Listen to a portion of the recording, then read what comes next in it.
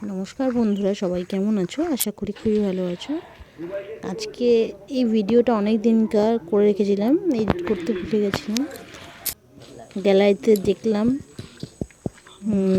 ঘেটে দেখছিলাম কীরকম কী ভিডিও আছে না কি ফটো আছে, কাটতে হবে।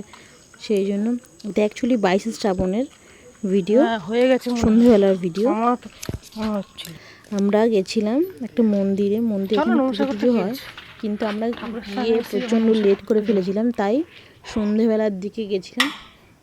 তারপরে গিয়ে দেখলাম সব পুজো আশ্রা হয়ে গেছে, আমরা সবার লাস্টে গেছিলাম। যাই হোক, ঠাকুরের কাছে গেছি, দর্শন না করে চলে আসবো, সেই কারণে যে আর কি মন্দিরে ওখানে থাকেন ওনার সাথে কথা বলে আসলাম, প্রসাদ নিয়ে নমস্কার করে আসলাম ঠাকুরের দর্শন করে। এই যে দেখো, ভারত বাবা, শিব ঠাকুর আছে, জগদ্ধাত্রী ঠাকুর আছে, রাধাকৃষ্ণ আছে, গোপাল, আরও বিভিন্ন ঠাকুর ছিল। এই যে এই সিংহাসনে কি ছবি দেখা যাচ্ছে না। তারপরে আবার এই যে এই বাক্সটার মধ্যে মা পয়সা রাখতে গেছিল, পড়ে গেছে, কি বিচ্ছিরি। যাই হোক, এই যে ভারত বাবা আশ্রমের ফটো, এটা আমার বাড়ির পাশেই। এটা ছোটোবেলা থেকেই দেখছি, এই আশ্রমে প্রতি বছরই পুজো হয়। এই যে পিছনটা ঘুরিয়ে দেখছি, অন্ধকার হয়ে গেছে বলে, দিনের বেলা খুবই সুন্দর লাগে। সারাদিন নাম কীর্তন হয়, হরে কৃষ্ণ নাম হয়। এই যে আরেকজন দৌড়াচ্ছে।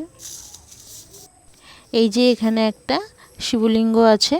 আমরা শিব পুজো বলো, নীলের উপোস বলো, এখানে মাঝে মাঝে আসি।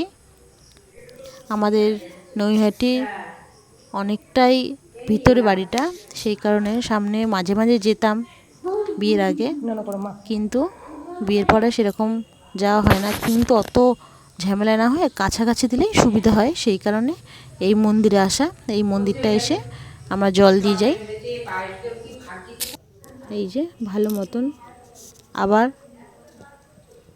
দেখাচ্ছি। ভাবছিলাম তাড়াতাড়ি যাব, কিন্তু আর বাড়ির কাজ সেরে উঠে আর যাওয়া হয়নি। সেই জন্য ভাবলাম যে সন্ধেবেলায় সব কাজ কমপ্লিট করে নিয়ে তারপরে ভাবছিলাম যাব, কিন্তু গিয়ে দেখি এই অবস্থা।